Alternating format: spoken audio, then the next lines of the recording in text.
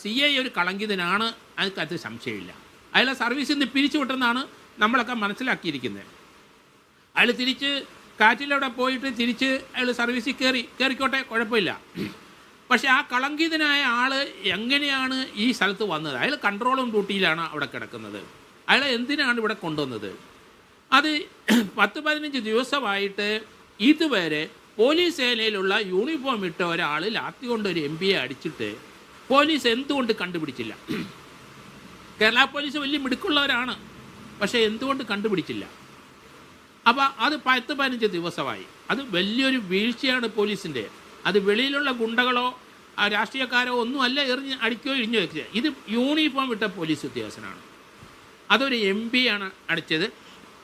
അങ്ങേരുടെ പ്രിവിലേജ് ഹനിക്കപ്പെട്ടു. അത് ഞാൻ നേരത്തെ തുടക്കത്തിലേ പറഞ്ഞു.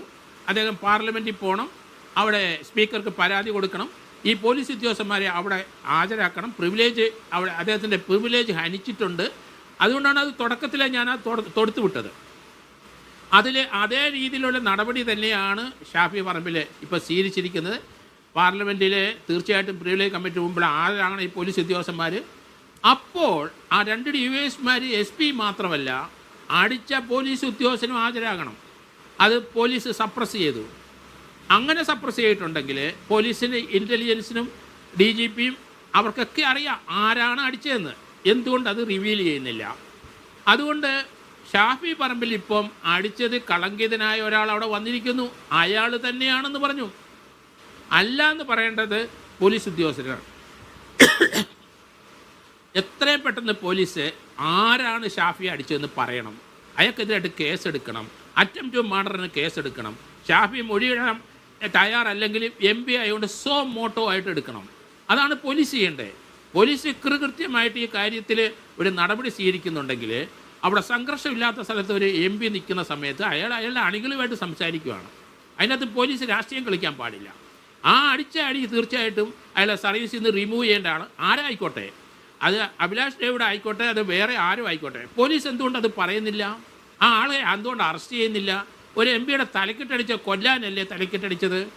അപ്പോൾ അത് സപ്രസ് ചെയ്യാനായിട്ട് ചെയ്യുന്നത് പോലീസിന് ക്ഷീണം. ഇതിനകത്ത് ജോർജ് ജോസഫ്, ഈ അന്വേഷണം ഇത്രയും സമയം എടുക്കുന്ന കാര്യമാണ്. കാരണം ഇത്രയും വീഡിയോസ് അവൈലബിൾ ആണ്, സാക്ഷിമൊഴികൾ അവ കിട്ടാൻ പാടുള്ളതല്ല, എല്ലാവരും കണ്ടതാണ്. സോ അന്വേഷണം നീണ്ടുപോകുന്ന അസാധാരണമാണോ? ഇത് മുന്നോട്ട് കൊണ്ടുപോകാൻ കഴിയാത്ത എന്തോ ഒരു പ്രശ്നത്തിൽ കുടുങ്ങിയതുപോലെ. നമ്മൾ ആ മറ്റേ ഈ കാഫർ സ്ക്രീൻഷോട്ടിൽ ഇവർ മൊത്തത്തിൽ നിർത്തി വെച്ചിരിക്കുകയാണല്ലോ, മുന്നോട്ട് പോകാൻ കഴിയാതെ. ഏതോ ഒരു രമേശ് രാമകൃഷ്ണനിലോ മറ്റോ എത്തിയതിന് ശേഷം CPMൻ്റെ പ്രാദേശിക നേതാവ്. അതുപോലെ ഇതിലും കുടുങ്ങി നിൽക്കുകയാണ് പോലീസ്. അല്ലെങ്കിൽ ഇത്രയും ടൈമൊക്കെ ആവശ്യമുണ്ടോ? ടൈമിന് അന്ന് തന്നെ പോലീസിന് അറിയാം. അവിടെ ഇൻ്റലിജൻസുകാരുണ്ടല്ലോ, ആരാണ് അതിൻ്റെ അടുത്ത് ഇൻ്റലിജൻസുകാർ യൂണിഫോം ഇല്ലാതെ നിൽപ്പുണ്ടവർ. അടിച്ചത് കൃത്യമായിട്ട് അറിയാം പോലീസിന്. അത് പോലീസിൻ്റെ കയ്യിൽ അന്ന് തന്നെ വന്നിട്ടുണ്ട്. എന്തുകൊണ്ട് അത് ഡിസ്ക്ലോസ് ചെയ്യുന്നില്ല? അപ്പോൾ അതാണ് അവിടെ പ്രശ്നം വന്നിരിക്കുന്നത്. അതുകൊണ്ട് ഷാഫി പറഞ്ഞത് ഇപ്പം നമുക്ക് നിഷേധിക്കാനൊക്കത്തില്ല. ഷാഫി അവരുടെ ആൾക്കാരെ വെച്ചിട്ട്, ഇൻ്റലിജൻസ് വെച്ചിട്ട് കോൺഗ്രസ്സുകാർ ഇത് ഇന്ന ആളാണ് അടിച്ചെന്ന് പറഞ്ഞ ആൾ ആരാണ്? അയാളൊരു കളങ്കത്തിനാണ്. തിരുവനന്തപുരത്ത് നിന്ന് അയാളെ ഓടിച്ചതാണ്, അയാളെ സർവീസ് റിമൂവ് ചെയ്താണെന്ന് പറയുന്നു. അയാൾ സർവീസ് തിരിച്ചു പോയിക്കോട്ടെ, സർവീസ് മാറ്റർ അനുസരിച്ച് കയറിക്കോട്ടെ, അതിനൊന്നും നമുക്ക് തടസ്സമൊന്നുമില്ല. പക്ഷേ അയാളുടെ ട്രിവാൻഡ്രത്തെ SA ആയിരിക്കുമ്പോഴും CA ആയിരിക്കുമ്പോഴും അയാളൊരു കളങ്കിതനാണ്. കാരണം ട്രിവാൻഡ്രത്തെ കേരളത്തിലെ ഏറ്റവും വലിയ ഗുണ്ടയായിട്ടുള്ള ബന്ധമുള്ള ആളാണ്. ആ ഒരു ഗ്രൗണ്ടിലാണ് അന്നത്തെ കമ്മീഷണർ നാഗരാജ് ഇദ്ദേഹത്തിനെ സസ്പെൻഡ് ചെയ്ത് അത് റിമൂവലാണെന്നും പറയുന്നുണ്ട്. ആദ്യം ഈ സംസ്ഥാനത്ത് കേരളത്തിലെ 59ഓളം പോലീസ് ഉദ്യോഗസ്ഥന്മാരെ കളങ്കിതരായൊരു ലിസ്റ്റ് മുഖ്യമന്ത്രി പറഞ്ഞിട്ട് അതിനകത്ത് അസംബ്ലിയിൽ 144 പേരെ പറഞ്ഞിരിക്കുന്നു. അതിനകത്തുള്ള ആളാണ് ഇത്. കാരണം ആദ്യത്തെ 3 പേരിലുള്ള ആളാണ് അഭിലാഷ് ഡേവിഡ്. അയാളെ സസ്പെൻഷനാണോ റിമൂവലാണോ, അയാൾ സർവീസിൽ തിരിച്ചു വന്നെങ്കിൽ അത് അയാളുടെ മിടുക്ക്.